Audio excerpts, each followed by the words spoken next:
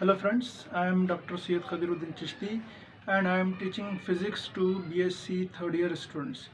My today's topic is Planck's quantum theory. Planck's quantum theory.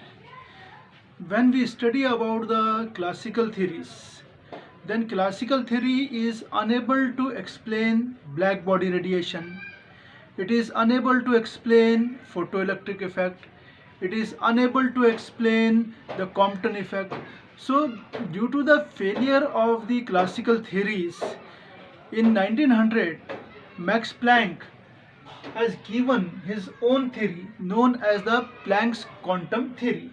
And in this revolutionary theory, he suggested that the energy which is radiated from the black body is not continuous, but it is in the form of the discrete packets of the energy. So the energy distribution using the empirical formula in 1901 in the black body radiation, he experimentally proved that that there is discontinuities in the energy transfer, and this is in total agreement with the Lumer and Prinsham experiment which is performed. And according to this revolutionary theory, which is also known as Planck's quantum theory, the energy distribution is given by E lambda d lambda is equal to 8 pi hc upon lambda raised to 5 e raised to hc by lambda kt minus 1. And this is in agreement with the experimental curves in the Lumer and Prinsham experiment. Now, what are the assumptions, what are the postulates of the Planck's quantum theory? As we know that the Max Planck has totally changed the explanation of the radiation, that the radiation is not continuous, it is radiated in the form of the waves, but in the form of the discrete energy packets, and these packets has certain frequency, certain energy, and he suggested that E is equal to h nu, known as the Planck's law. E is equal to h nu. So a black body which contains the atomic oscillators, and these oscillators are capable of vibrating at all frequencies. It means that a black body contains atomic oscillator. An atomic oscillator in which the atoms oscillate about the mean position is known as the atomic oscillator, and these oscillators are vibrating with all possible frequencies. And an oscillator has frequency, suppose nu, and discrete energy value for this frequency is given by the formula E is equal to nh nu, where h is the Planck's constant, nu is the frequency, n is a natural number. So n will be vary from 0, 1, 2, 3 and so on. So this is the first postulate of the Planck's theory. And secondly, he said that the atomic oscillator cannot emit or absorb the energy continuously, but in the discrete packets.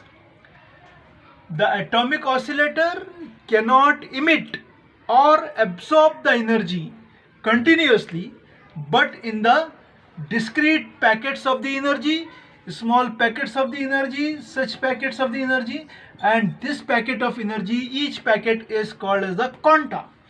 And the quantum energy is due to the jump from the one level to the another level. Suppose an electron jump from the higher level to the lower level, then it will radiate the energy in the form of the electromagnetic waves.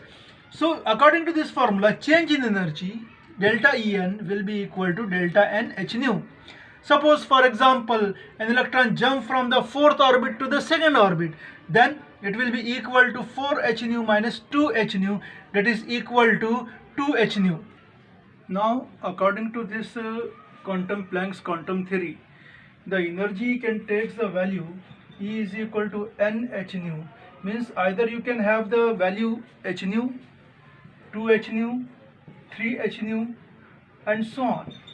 not 1.5 h nu. There is a difference between the classical theory and the quantum theory. In classical theories, energies are said to be continuous from 0 to infinity. There is no discrete values of the energy. So Planck has suggested that the energy can take the values h nu, 2h nu, 3h nu and so on. For example, an electron is there in an orbit of energy E. Then it can revolve only in those orbit. In that orbit, for example, here is the nucleus and the electron is revolving around the nucleus in the circular orbit. Then this electron will jump directly to the next orbit when the energy is emitted in the form of the radiation. Now when an electron absorbs the energy, it will jump to the higher state. It is not that the electron is losing the energy and slowly it is coming down, because each orbit has its own angular momentum and the electron can revolve only in those orbit whose angular momentum is integral multiple of h upon 2 pi. Integral multiple of h upon 2 pi. It means that the energy is quantized. So an electron will be there in the higher orbit and after revolving, when it is losing the energy, then slowly it is not coming.